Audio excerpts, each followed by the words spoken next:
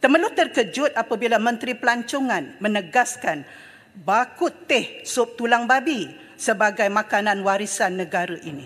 Perkara ini sangat menyentuh sensitiviti umat Islam kerana Islam sebagai agama persekutuan tidak sewajarnya bakut teh dijadikan makanan warisan negara. Banyak jenis makanan yang lain yang boleh diterima oleh semua bangsa. Apakah alasan Menteri Pelancongan?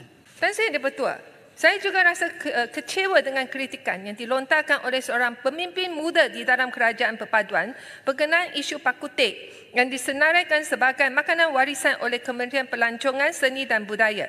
Pada pandangan saya, salah satu tujuan kita untuk memasukkan sesetengah makanan ke dalam senarai makanan warisan heritage food di Malaysia adalah untuk menarik pelancong asing, khususnya pelancong dari Asia Timur seperti China, Jepun, Korea, Hong Kong, Taiwan dan lain untuk melawat Malaysia. Mengikut Presiden Malaysian Chinese Tourism Association, terdapat lebih 100,000 pelancong dari negara China telah melawat Malaysia menjelang Tahun Baru Cina ini, iaitu sejak 5 Februari tahun ini. Dalam tempoh ini, wujudnya 5,000 kumpulan pelancongan ataupun tour groups dan pelancong-pelancong ini telah membelanjakan RM1 bilion hingga 1.5 bilion di negara kita. Kita tahu semua negara di dunia ini bersaing untuk menarik pelancong dari negara China ke negara mereka masing-masing. Malaysia juga terpaksa bersaing dengan negara-negara jiran kita di Asia Tenggara. Yang salah satu tarikan bagi pelancong dari negara China adalah keberbahagian bahasa, budaya dan makanan di Malaysia. Sama seperti pisang. Putih minta laluan sikit. Nanti bagi saya habiskan ni, saya bagi peluang. Sama seperti pisang yang kita makan dalam Tahun Baru Cina. Pakuteh juga makanan diciptakan oleh warga Cina di Malaysia.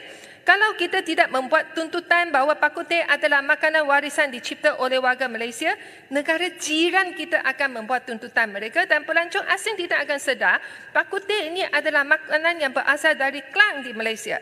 Seperti apa ni terangkan oleh Menteri Pelancongan, pakuteh adalah sup herba yang dimasukkan dengan apa-apa jenis daging. Kita ada vegetarian pakuteh, seafood pakuteh dan sebagainya.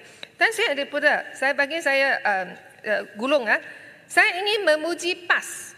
Okay? Dr. Najib Hatu Saleh Ahmad, bekas Ketua Penerangan Dewan Muslimat PAS Pusat dan bekas Timbalan Pengerusi kedua dalam Lajnah Penerangan Media Baru PAS Pusat.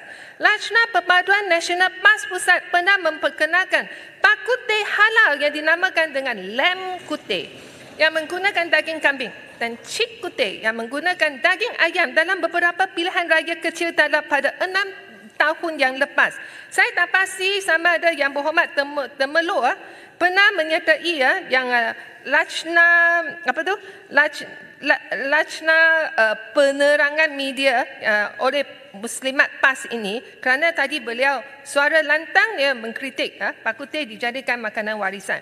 Saya berharap pemimpin muda di dalam kerajaan perpaduan yang kuat memantau pakuteh dijadikan makanan sebagai makanan warisan ini boleh belajar daripada pemimpin Muslimat PAS Dr. Najib Hatu Saleh Ahmad yang mempromosikan makanan pakuteh halal sebagai usaha untuk memupuk perpaduan nasional. Dan saya juga berharap yang orang muda ni boleh belajar daripada yang rakan-rakannya yang lebih senior seperti Kina Batangan yang sudah menjadi lebih matang dari segi pendekatan politiknya. Sekian, terima kasih. Baik.